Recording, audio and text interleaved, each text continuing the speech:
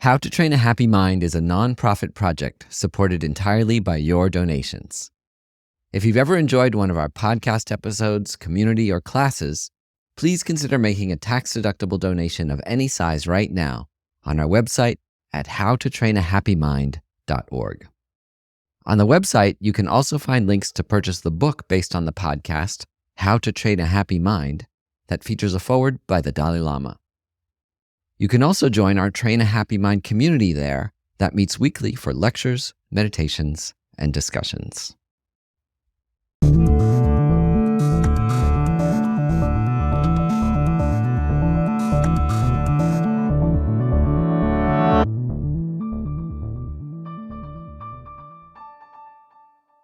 I'm Scott Snibbe, and this is How to Train a Happy Mind, where we share practical ideas from Buddhism to build happier lives, stronger relationships, and a better world.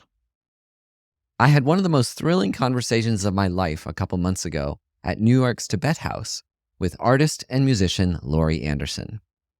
I've known and admired Laurie for years. You may remember the deeply personal interview she gave on our podcast a couple years ago, where she talked about grief, joy, and the freedoms and responsibilities of being an artist. In New York, more recently, we talked about my new book, How to Train a Happy Mind, and how the tools of analytical meditation have helped both of us cultivate lives of meaning and satisfaction, and also foster transformation and even joy through our lives' tragedies. For those of you unfamiliar with her work, Laurie Anderson is one of our greatest living artists. Her work includes spoken word and performance, top-charting albums and music videos, digital art, film, virtual reality, and the invention of ingenious instruments like the tape bow violin and the talking stick. Laurie has won the Grammy Award and many other honors, and her artwork is regularly shown in major museums and galleries worldwide.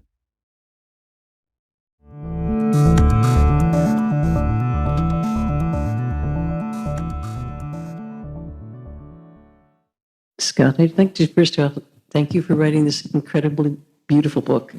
This is my copy, and it's like filled with folded paper. I'm a folder, and so I just can read it a few different times, depending on where the folds are.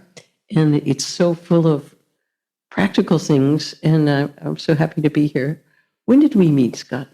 Such a long time ago. You may not even know, but the first time we met was at the Boston Film Video Foundation when I was an intern studying video and animation, 1988, I think. Oh, really? And you came and gave one of your extraordinary talks.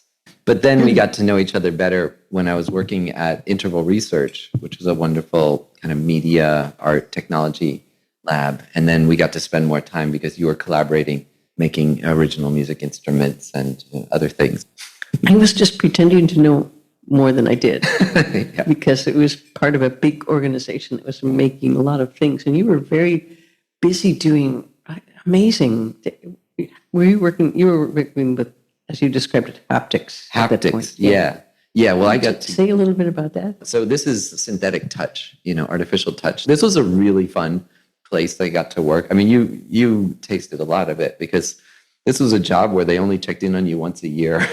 and also you made your own criteria to decide how to evaluate yourself. So it's quite a free place. And one of the things we figured out is that even though you have one dimension, music's one dimensional, right? But not in that way. As a too signal. Complicated a question. Well, anyway, as an analogy to music, we realized that touch was the same thing. You could have just one motor vibrating, but you could simulate that motor connected to anything. So inside you could feel, anything, a human body and so on.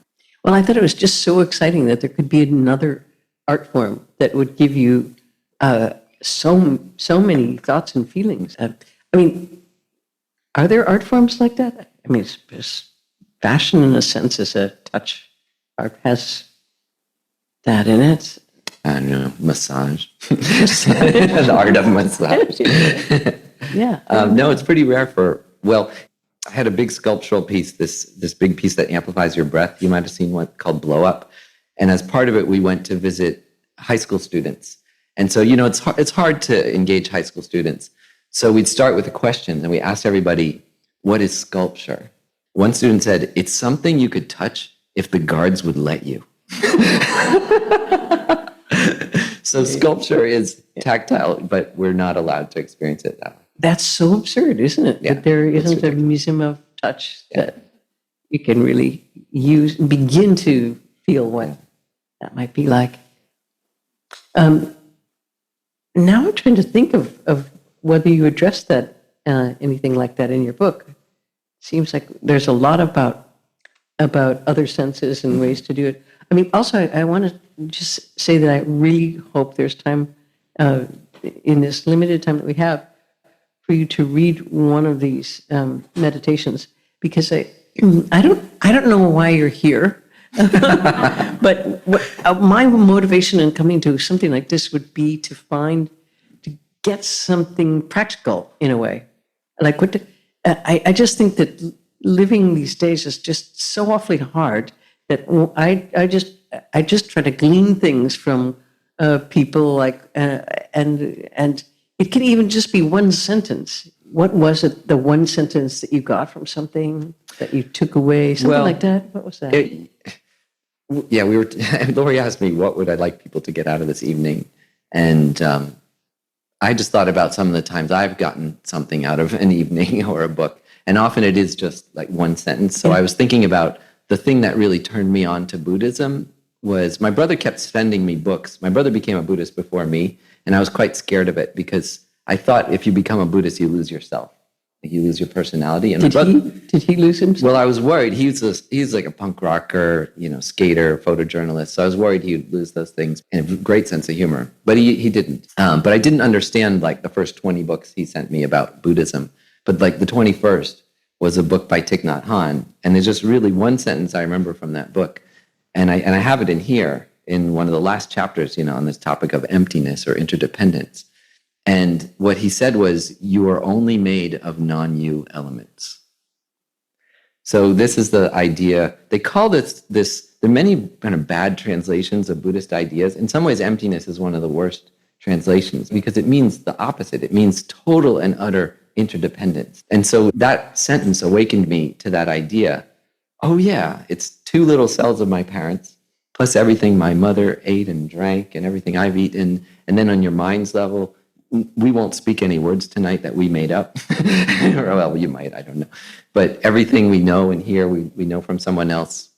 So it's very nice, especially right now, because there's an awful lot of separateness we're all feeling. And this is the ultimate antidote from the Buddhist perspective. The earlier topics like impermanence, the preciousness of life, are seen as preliminaries to the ultimate topic that you're not separate.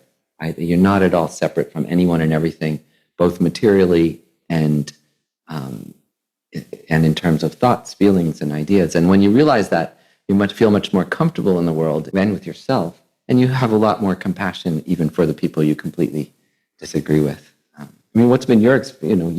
You're very familiar with this idea. Oh, well, I think that reduced to a single sentence like that. Well, you don't have to zoom. Well, no, you're not limited. I do like really snappy, short things like that.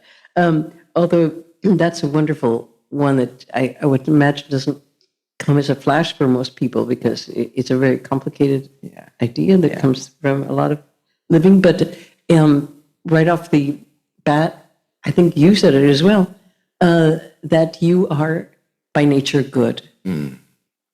We are all by nature good. And that's kind of a mind-blowing thing because most people, we hate ourselves. That's just, it's just you wake up in the morning and go, oh, me again? Oh my God, this is torture.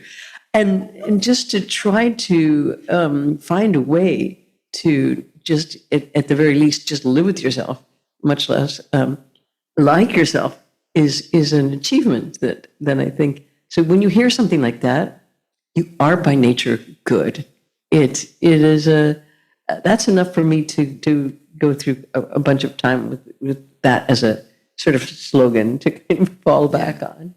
And a lot of people don't know that. Most people, when they hear about Buddhism, the first thing and probably the last thing they heard was life is suffering. And they think, okay, that's not for me. I've already know that. And I don't need someone to teach me that.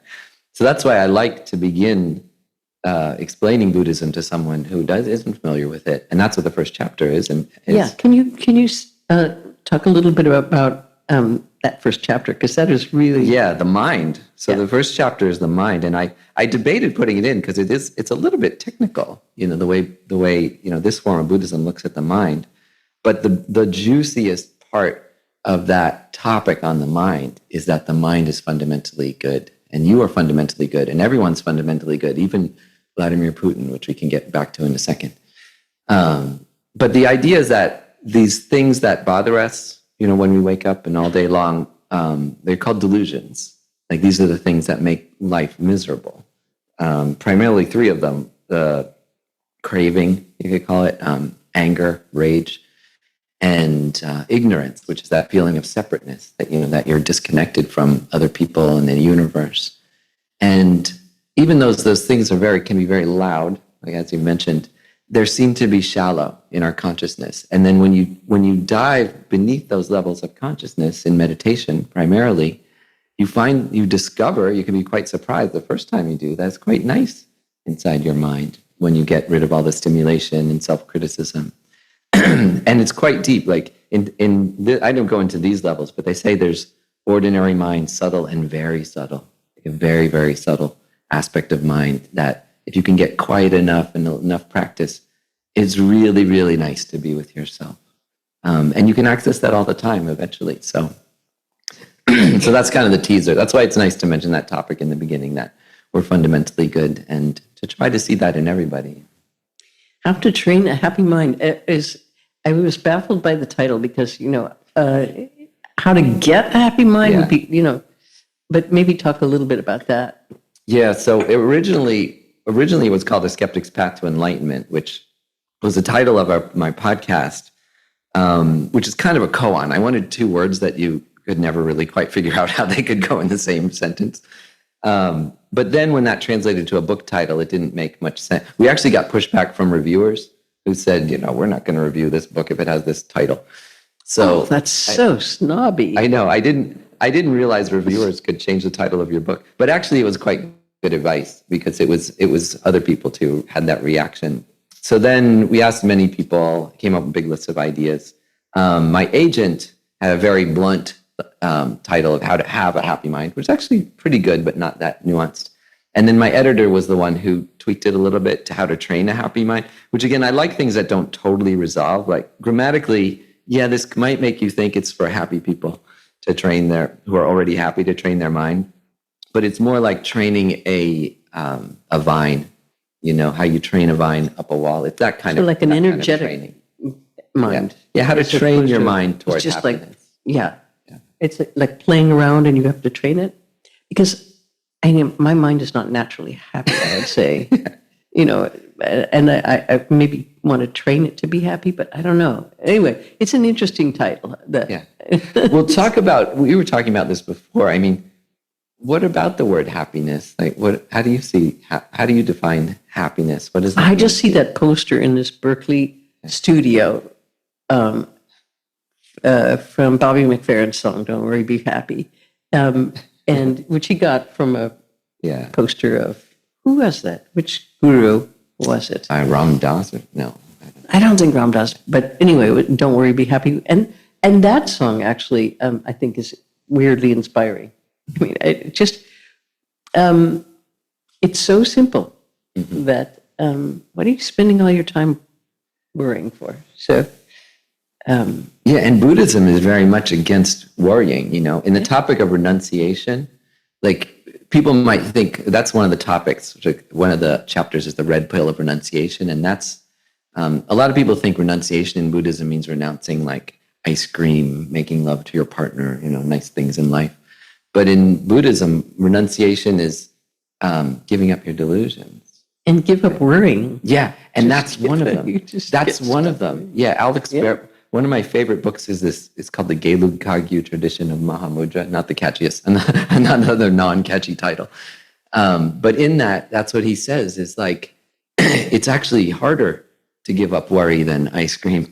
Yes, it is. And so that's what we really need. It doesn't mean you don't care about things, right? Not worrying doesn't mean being a Pollyanna but letting go of that disturbing emotion so you can more realistically analyze the Yeah, situation. there's thinking, there's planning, then there's worrying. Yeah. So, yeah, it would be amazing to be able to give up things like that. Yeah.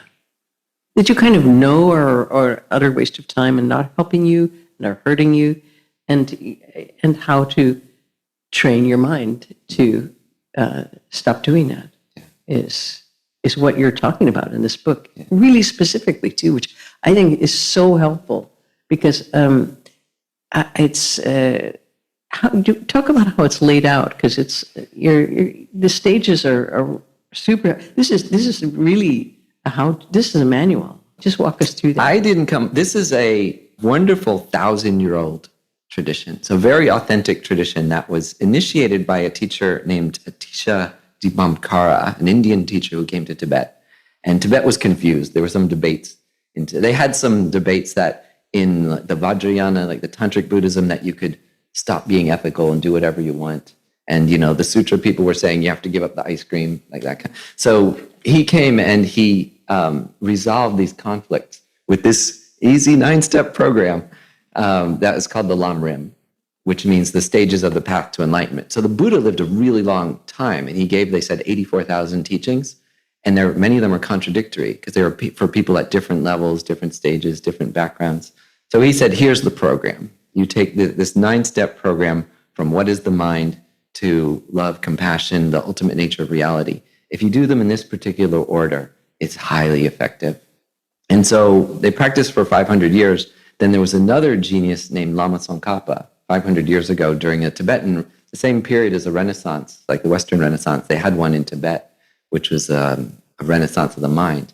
And he revised this. That was really the last revision, adding some extraordinary clarifying aspects, especially about this interdependent nature of reality. So then I took that. I was asked to start teaching meditation 18 years ago and to do this sequence.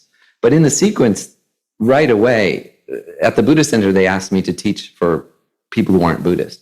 But right in the first topic, like, as you know, the precious life, you talk about things like karma, rebirth, other realms, right in the same first sentence. So that was when I thought, okay, maybe this could use some revision. And it wasn't It is a stumbling block for a lot of people who suddenly realize, oh, this is a religion or something. And I mean, we know that things have consequences, but that this one is a tough one for a lot of people.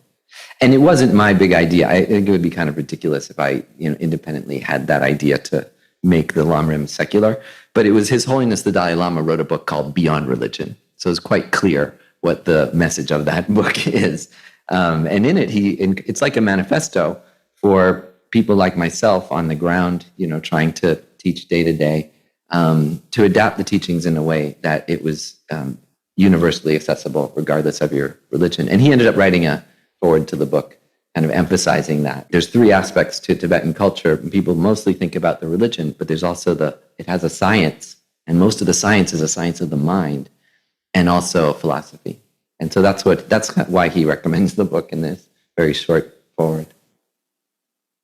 And that was, you felt more appealing to people that had these other aspects other than ethical. Yeah, I mean, unfortunately, the philosophy of ethics. Yeah, I looked up religion in the dictionary recently because it really is a word. Like when people think of religion today, I think they think of bias, being biased against people who don't have the religion, and supernatural belief, like believing things that can't be proven.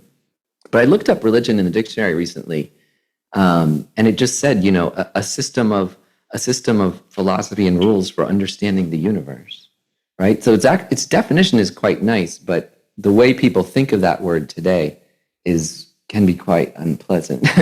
So that's, I think, why the Dalai Lama says beyond religion is like the conventional view of what religion is, that there is a way to practice these things and not be like religious, not involve, I suppose, belief and bias. I think belief is the key thing here, because I think one of the things that always struck me about what he said about science was, if there's a conflict between religion and science, I'll go with science. Yeah. Which seemed weird because science changes more than anything else. It's always kind of going, we thought the earth was flat, but now it's round. Now we thought that it was the black holes, but now they're black holes. It's constantly, they're finding new ways to express truth. So, but his curiosity and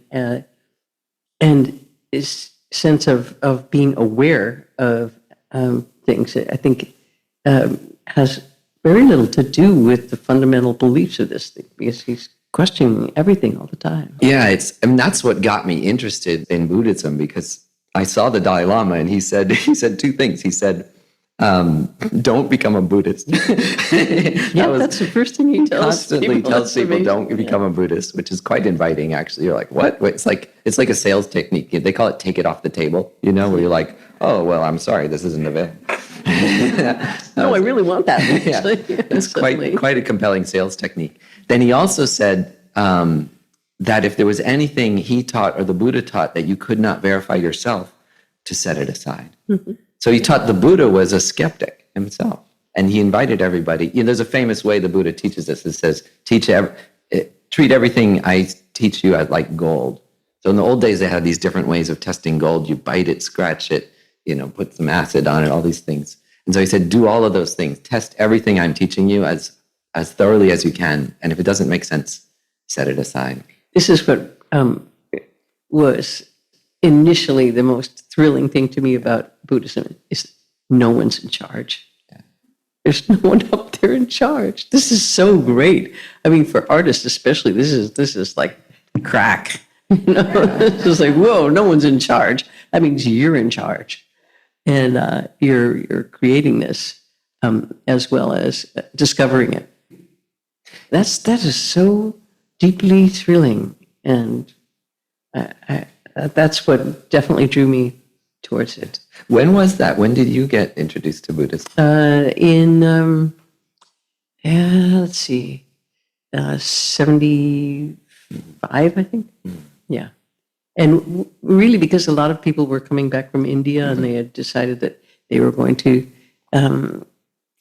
try to spread the Dharma to America. And it's been amazing what has happened to how many people are learning about Buddhist traditions since then. It really has become a pretty much a phenomenon, and one that's very, very successful in the United States, particularly. I mean, there's something about Americans that really, they gravitate towards this. It's thriving. It's really thriving. Yeah. Why do you think? There's a word, tasty, that some of my teachers use for the Buddhist ideas. That it's actually, Venerable Rabina, who teaches here, sometimes uses that a lot.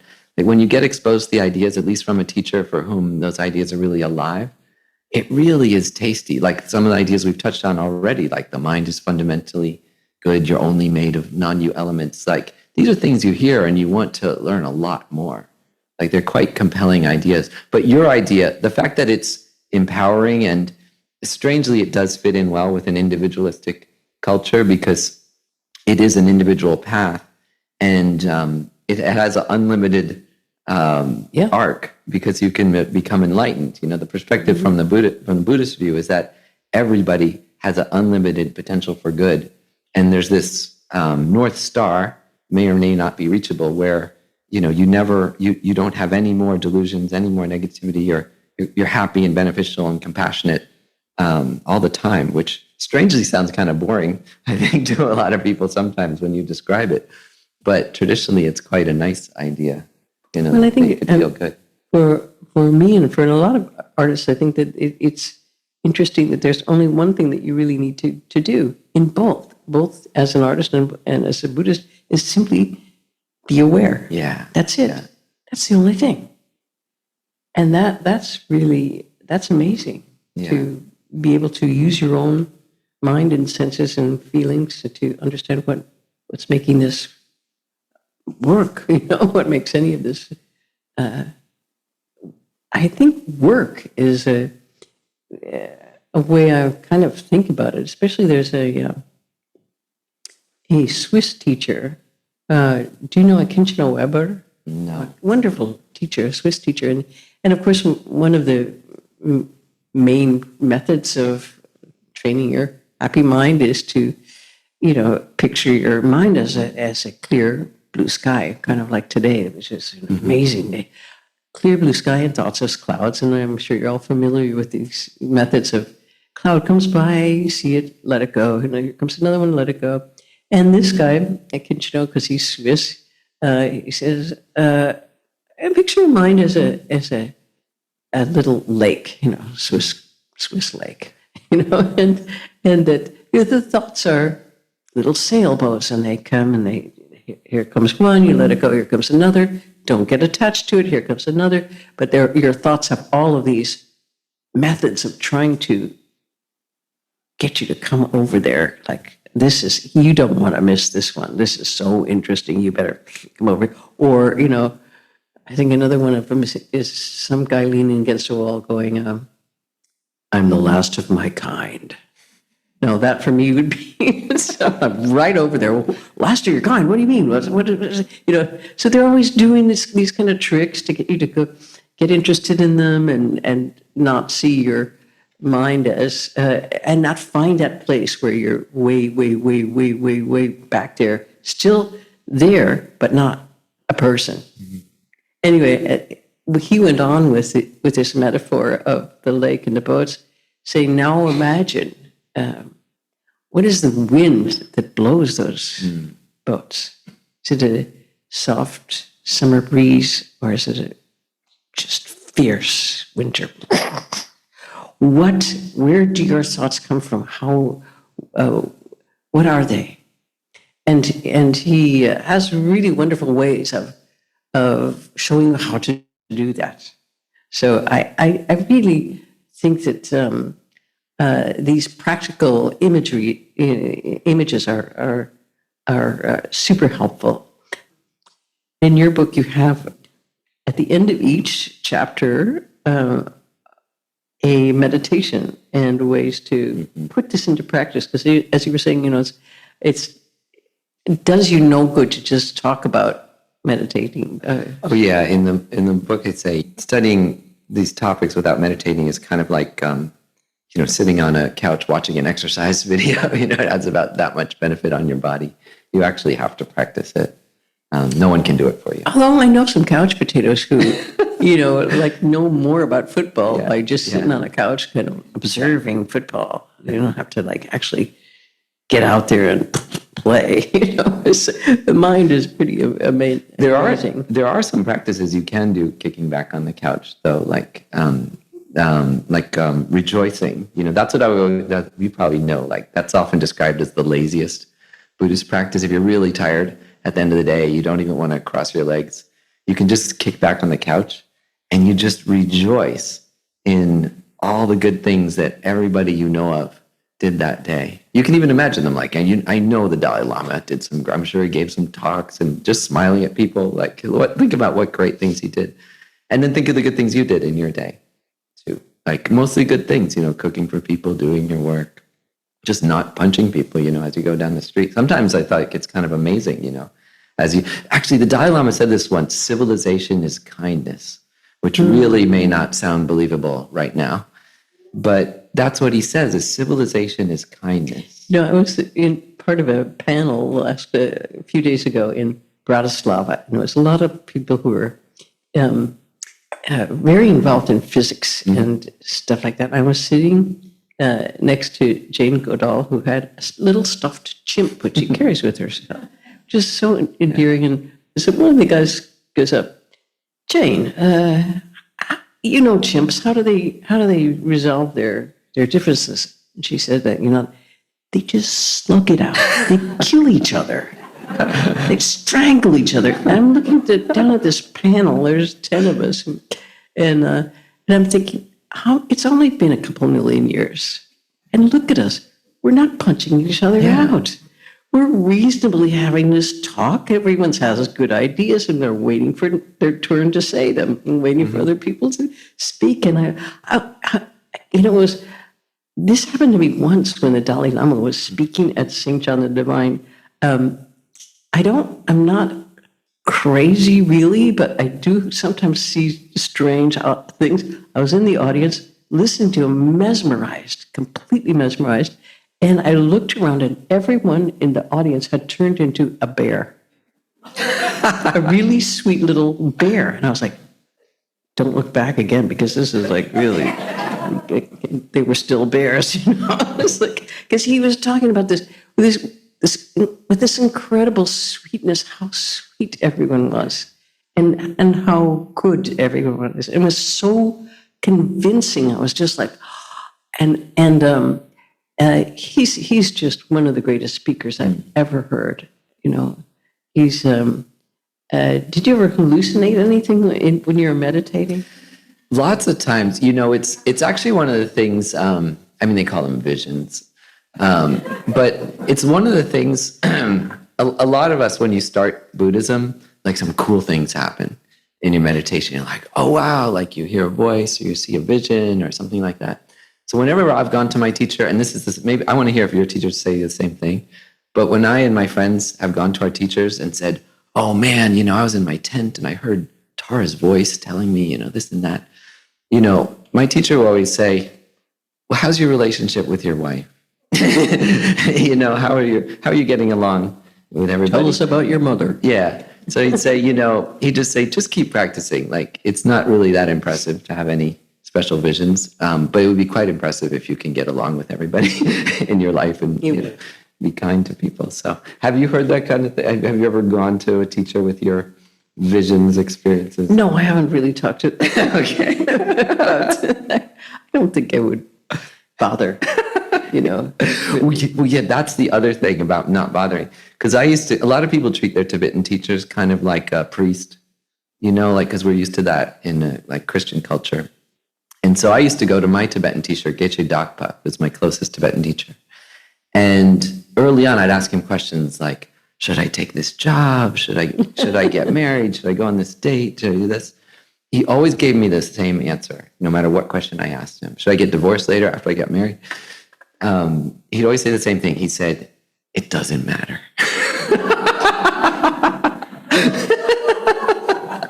No matter what question I asked him, how important. But you kept asking him. I stopped after like 3 or 4 years. Oh, okay. And then I would just hang out with him. That's a long time to ask. I know. Well, you know, it took some time. I was in my like early 30s.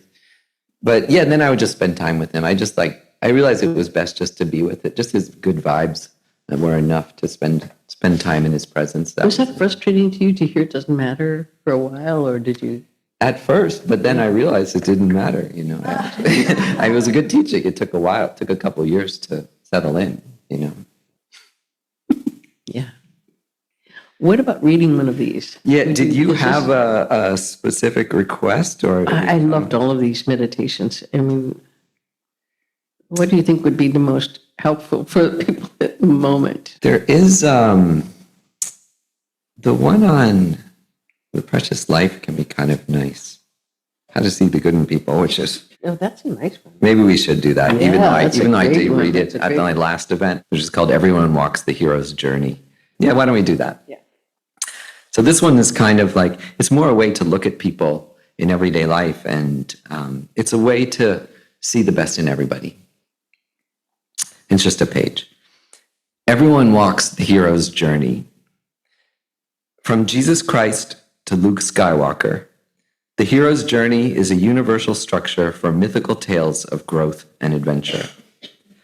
But each of us is also the hero of our own life. We may rarely acknowledge it, but each of us was born, and every one of us will die. In between, we all experience our own struggles, conflicts, triumphs, and loves.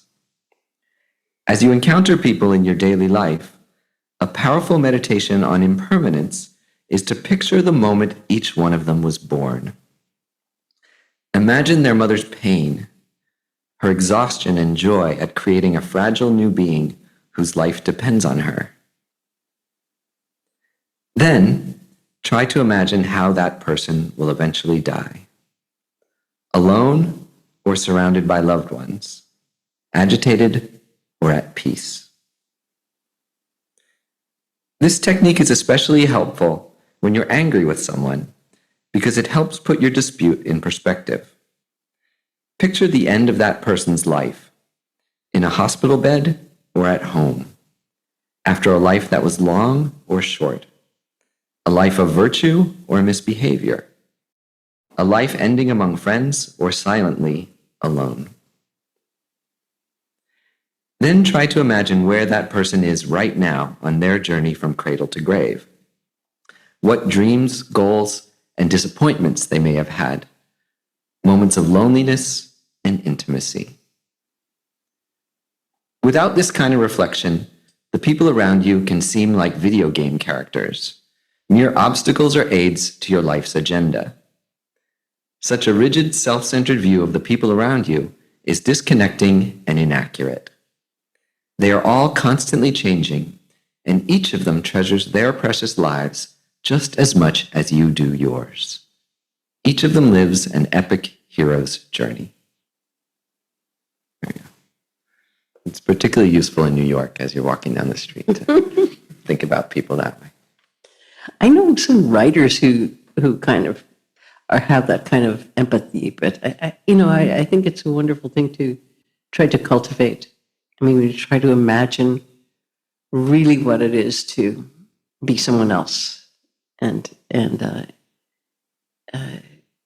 also I like the general thing, not so much like what we have in common as opposed to what differentiates everybody.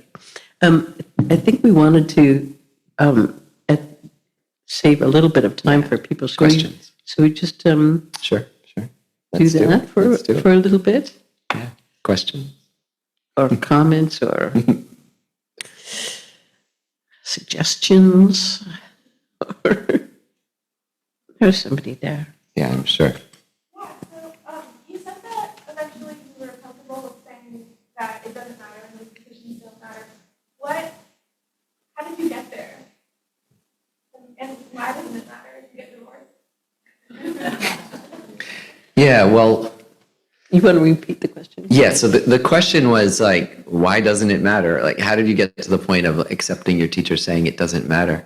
I mean, I think as you get older in life, I think a good example is, in fact, I was at that company, Interval Research, where I worked for how many years, like 4 or 5 years. Then one day they just came in and they said, okay, company's closed, everybody go home. So I think that was a good example, because all of a sudden we were all thinking to ourselves, well, what did we just do for the last 4 years? Why? How were these projects important? What was the whole point of that? Like everything, a lesson of Buddhism is that everything that begins ends. It's impermanence. And so like nothing is lasting, right? Nothing in our lives. It doesn't mean you shouldn't get married and have a great relationship, but just to understand it's naturally impermanent, and that what's more important is how you act moment to moment through those experiences, to have some presence of mind through whatever you're doing, however miserable a divorce is, or however delightful your honeymoon period is with your partner and everything else, that it's not the decision that we tend to externalize our happiness and think, if I get that, I'll be happy. If I get rid of that, I'll be happy. But what you learn from the Buddhist worldview is the happiness is primarily internal. So that's what it means that it doesn't matter. You know, the Buddha taught there's 2 arrows that strike you when something bad happens. The first is the thing, which you can't avoid. It could be an actual arrow. But then the second is the story you tell yourself, right? Like, and you start ruminating and complaining and you know, getting very, very angry. So we all know this in our personal relationships, especially in relation to our parents or partners.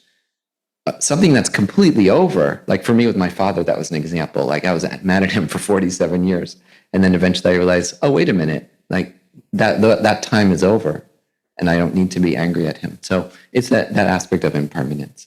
I can understand what you're saying, though, because you know everything that in terms of what we've been talking about, in terms of karma, it does matter. Yeah, it does matter what you do. It matters more than anything else. You know. So what do you even? So this is and this came up recently for me, which was really vivid moment. I had to give a commencement speech to some students many of whom were protesting. Many of the parents were angry about the situation at the college. It made me think about what matters, because I remember this, and this was 56 years ago, being chained to the other students and in one of the same halls that these students were chained in, and getting arrested and thinking, I'm messing up my life. What am I even doing? Is this what good is this? What am I doing here? Why is this, But I have the advantage of looking back over half a century and going, guess what? That movement that I was part of was the beginning of the civil rights movement in cities. It was the beginning of the anti-war movement, which has gone through many, many phases, but it did matter. And many things do matter, but also in terms of ethics, because there are ethics other than just being aware. It is the Buddhist ethics of being kind to yourself, number one, and everyone else. So this is an ethical. Let's see. Can we say rule? It's not a rule. It's an ethic. It's a tenet. Well, it's a rule as in like it's like the laws of the unit. It's just a truth, right? From the Buddha. You and I were talking about this before. Like the foundation. A lot of people get confused because they know about mindfulness, and they think if you practice mindfulness, you become happy. But on the Buddhist path, ethics comes before mindfulness. That you won't have an effective mindfulness practice if you don't live an ethical life, right? And which includes right speech. Yes, yeah. But like the first principle of Buddhist ethics, you and I were talking about this, is nonviolence, which is a real shocker. Wow, the first principle is nonviolence. The second one is the one you mentioned, kindness, also a bit of a shocker, I think, today. Then the last one is to understand your mind. This is Buddhist ethics, right? You and I were talking about the three principles. So most people, if you ask them to define ethics, they wouldn't come up with those three principles off the bat. And so it's quite nice. Like, I think a lot of people today think of ethics as like a nice to have rather than a must have in life. It's something, ethicists study, or someone like, Gandhi practice, but maybe not for everybody in their daily lives. Yeah. There's one. Yeah.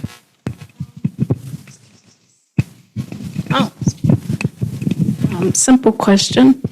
Is it possible, or do you believe that our cultural and political problems stem from too much unhappiness? And if so, how can we fix things quickly? You want to take that? Or? Yes, I do think that it stems from unhappiness. I do. Yeah. Sharon Olds, the poet, said that she was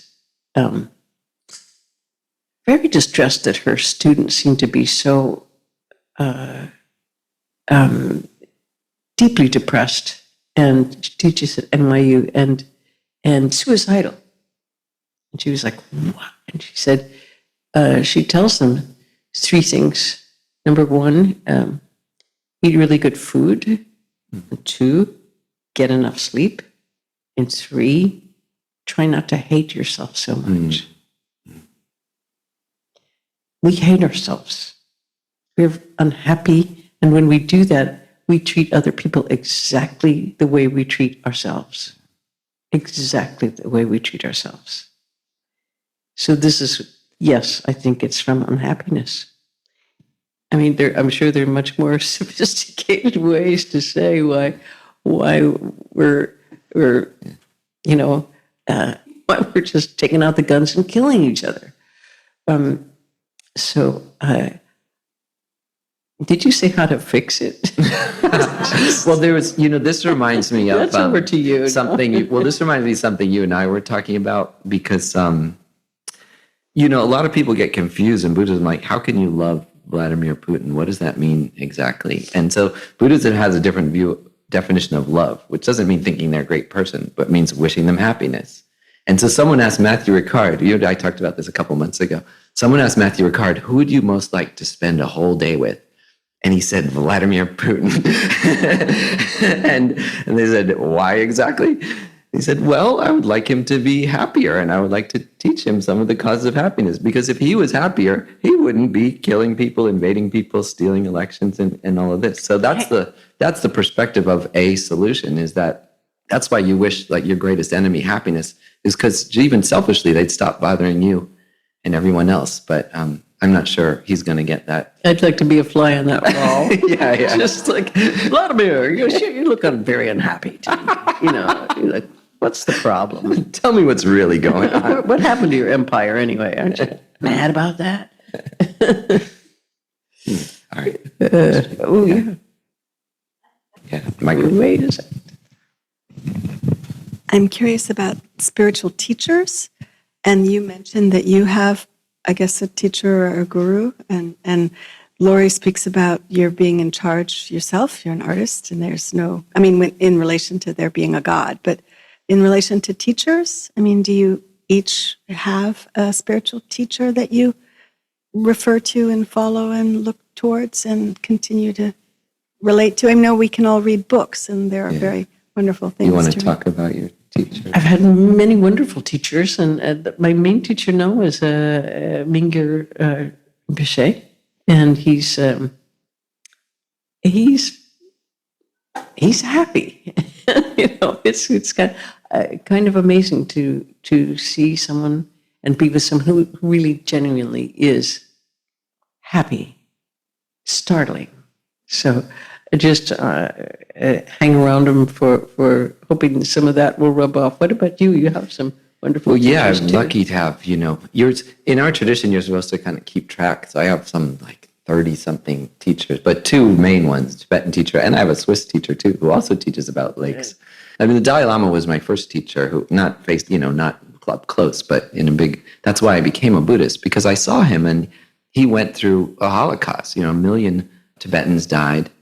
And yet I was so impressed by his nonviolence. Like when he said, if we kill even one Chinese person, we make 100 enemies. Like we have to be nonviolent. And he was so happy and cheery, yet affected. He wasn't a Pollyanna. He didn't have his head in the sand. And I thought, I want to be like that. And so you don't actually have to be very close to your teachers. It might be someone you only see once, but you have to have their memory alive in your mind. You keep thinking of them every day in their example. But it's particularly amazing when you can be right in front of somebody and you can see through their body, their posture, and of course what they teach. But there are living teachers everywhere, within a mile of here. If you start seeking them out, there are extraordinary living people who embody these qualities, absolutely. And you just have to go kind of find them and have the patience to sit through, sometimes with translation. Yeah. Do either of you think of Buddhism as a intrinsically creative practice per se? And where the question is coming from is I really enjoyed and was struck by the page you read, Scott, about envisioning every individual along their hero's journey from birth to death. Mm-hmm. And I process that as requiring some creative musculature. Well, yeah. I mean, I talk about, this is how I learned it from my teachers, is that this type of meditation, which is called analytical meditation, is a lot like jazz in that you learn the outlines, you learn like the scales, but then you have to improvise within your own life, your own culture, your own mind, your own situation. So you learn the structure of a meditation like impermanence, but then you apply it every day to a different situation in your own life. So that was that's part of kind of why I thought it would be fun to talk to Laurie about this, because I do think, and my teachers have taught, that meditation is this fundamentally creative activity. In fact, Tibetan teachers in general don't even guide meditations to a group. They would just say individually, go and generally do this, and then try it for like a year or two, come back and tell me your experience, and I'll guide you some more. So yeah, from my perspective, it is quite a creative, juicy, individualistic, personal experience. What about you? Yeah, absolutely. I mean, when there are no rules, then you kind of go, I don't have to be stuck in this idea of how I relate to this person. What if I just did a completely different thing that was not in this book? So it is jazz. You are applying it in wild ways in each situation that you're in. If you begin to see it as an opportunity, as opposed to just like, my God, I'm stuck in this whole thing. Just this is the way it is, and you realize, where's that rule book? you're free to make that situation something entirely different. And just go wild. Use your, this is a person who's supposed to be your enemy. Treat them like your dearest friend. Just experiment. It gives people amazing opportunities to do things. And it's not just about being an artist or not. It's the art of living, of how you do things and how you get out of your ruts and how you kind of go, whoa, I'm going to break all those rules because I'm the one who made them. Beautiful. And so you break them. And so it's a exhilarating way to, you're not trotting along your path of your teacher and doing whatever they say. No, you're inventing how to live your life. And this is, I can't think of any other kind of thing that encourages people to do that. Yeah, it's beautiful. One of the greatest Buddhist teachings I ever heard is just one sentence. Every moment is new. And that, I think so much when I'm stuck, I think about that like, wait, is this really the same thing happening to me that I think it is? Yeah. Or is there a chance for something different? Yeah. Very nice. I think there's time for one last one more question. Good evening. One of the reasons that I came tonight was because for the first time, I'm dealing with consecutive grief. I've lost 8 people in the past 3 months, some of them violently, some of them children.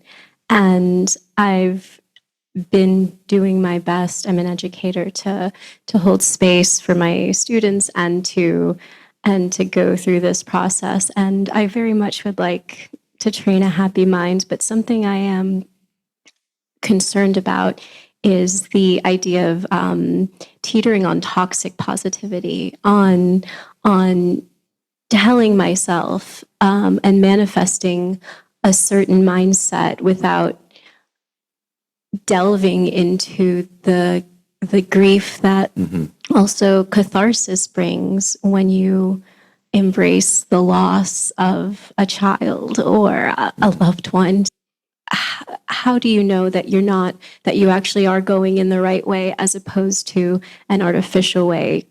There is a term for that they call spiritual bypass. When you kind of go onto your cushion and it's an escape, just like going to a spa or something like that. So like trying to pretend like your problems don't exist. But Laurie, you talk really well about grief and about feeling sad without being sad. One of the great teachers about this, and this subject is Bob Thurman, and I would highly suggest that you check that out. And particularly a series that he did called Liberation in the Between, which is the experience of moving through the bardo. I have to say that I've personally only learned things in the worst times of my life. Yeah, it's not that I look forward to the worst times of my life now, but that is when I learn the most by far. When it's just an absolute mess, everything has fallen apart. It's just, and I can't believe how bad it is. And then you realize this is actually a chance to get beyond this, like the smirk that I always have in the rest of my life. And I go, well, whoa, this is so. I encourage you to look into this this particular teaching of the Bardo because it's I think it could be a good moment for you to look at that. And yeah, but in general, to be very, very gentle with yourself. Like Tara Brach is excellent at these teachings where she says, she was talking about anger. She said, you may need to be angry for 10 years. But if you try to, it's very toxic to try to, then you have shame on top of anger if you tell yourself you shouldn't be angry or shouldn't be feeling grief. So to feel that as much as you can, but Laurie put it to me in a beautiful way once about grief, that her teachers told her that you can feel sad without being sad, that these feelings can actually, like, you can process them, they can pass through you, but you don't have to identify with them and become poisoned and overwhelmed by them. And you're right, it is a tightrope. I went through it like with my father. I was angry at him for 47 years for a variety of things. And then all one day, it was the time. My friend Sujata Baliga, who's also an extraordinary teacher about forgiveness, also teaches and writes about this. So to be gentle, really gentle, and allow yourself to feel, and then have the tools ready when you are ready to then move to the next step, right? But you never want to feel shame about the legitimate feelings you're having, right? How many people have read this book? Okay, a couple of people.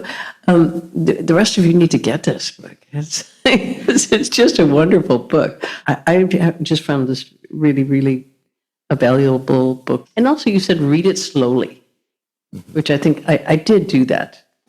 And took each one at a step at a time. So, and it really does take you through in a very logical, generous way through a series of, even though you might be familiar with all types of meditation, this one will give you a kind of it gave me a kind of fresh way to look at each one of these steps. Thank you so much for writing this beautiful book. Thank you, Laurie. You've been a great inspiration in my life in so many spiritual and creative dimensions. So it's an honor to chat with you about it. Thank you. Thanks. Have a nice evening.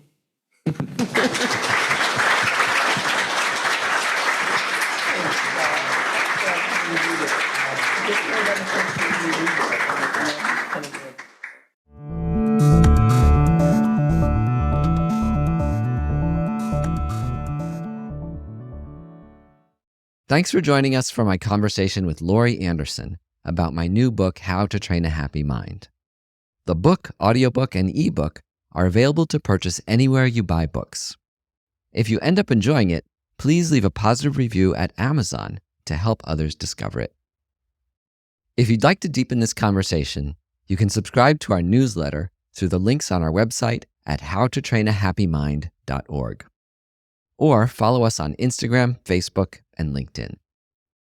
I'm also now offering a weekly guided meditation through our Train a Happy Mind community, which you can join for free or by donation at trainahappymind.org.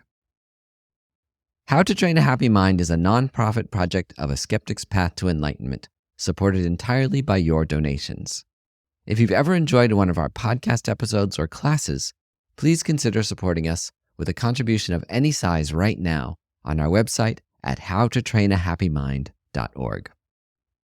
Thanks to Annie Nguyen for production and story editing, Christian Parry for mastering, and Isabella Acebal for marketing. We wish you a wonderful day.